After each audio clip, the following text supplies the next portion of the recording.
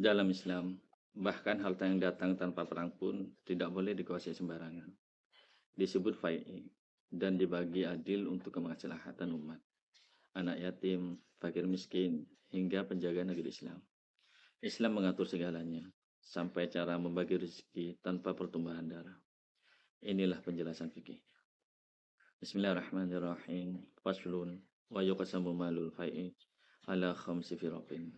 Yusrafu khumusuhu ala man yusrafu alaihi khumusul ghanimati. Wa yu'ta arba'atu akhmasihi lil muqatilati wa fi masalihil muslimin.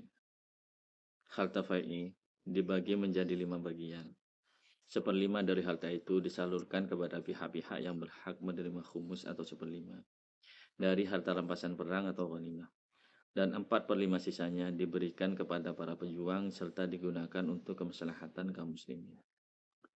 Fai'i adalah harta yang diperoleh dari musuh tanpa melalui peperangan, seperti hasil perdamaian, penyerahan sukarela, atau pajak dari wilayah tertekan. Harta ini tetap dibagikan dengan prinsip keadilan. 1/5 untuk pihak-pihak yang berhak atas khumus ghanimah, seperti kerabat Nabi, anak yatim, fakir miskin, musafir, dan untuk kemaslahatan umum. 4/5 untuk kebutuhan kaum muslimin dan para pejuang yang menjaga negeri Islam. Kata fai'i secara bahasa berarti kembali, yaitu harta yang kembali kepada kaum muslimin tanpa melalui peperangan. Secara istilah fikih, fai'i adalah harta milik orang kafir yang diperoleh oleh kaum muslimin tanpa pertempuran, baik karena mereka menyerah, berdamai, atau memberikan upeti. Jadi berbeda dengan ghanimah yang diperoleh melalui perang. Fai'i datang tanpa pertumbuhan darah. Dalam syariat, pembagian fai'i mengikuti pola yang mirip dengan pembagian ghanimah, yaitu menjadi 5 bagian. 1/5 disalurkan kepada yang pertama, kemaslahatan umum. Bagian Rasulullah SAW setelah beliau wafat digunakan untuk kepentingan umat Islam. Yang kedua, kerabat Nabi, Bani Hashim atau Bani Muthalib. Yang ketiga, anak yatim. Yang keempat, orang miskin. Dan yang kelima, musafir yang kehabisan bekal, Ibnu Sabil. 4/5 dibagikan kepada para pejuang muslim yang menjaga keamanan negeri Islam dan untuk kepentingan kaum muslimin seperti pembangunan, pertahanan, dan kesejahteraan sosial.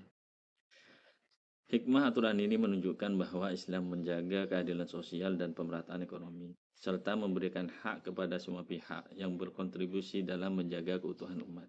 Tidak ada pihak yang boleh mengambil harta negara secara pribadi tanpa hak.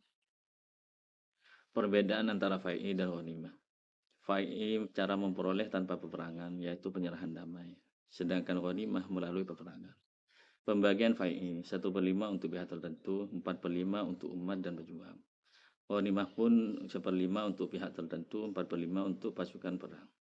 Contoh harta fai'i adalah hasil pajak dari wilayah taklukan dan perdamaian. Sedangkan contoh ghanimah adalah harta rampasan setelah perang. Ketika Rasulullah SAW menaklukkan Khaybar, sebagian wilayahnya diserahkan kepada kaum muslimin tanpa pertempuran. Tanah-tanah yang diperoleh itu termasuk fai'i dan Rasulullah SAW membaginya.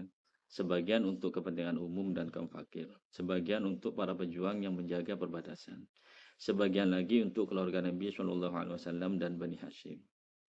Demikian pula tanah fada yang diperoleh tanpa perangan termasuk fai'i dan hasilnya dipergunakan untuk para musafir, anak yatim, dan kebutuhan umat Islam.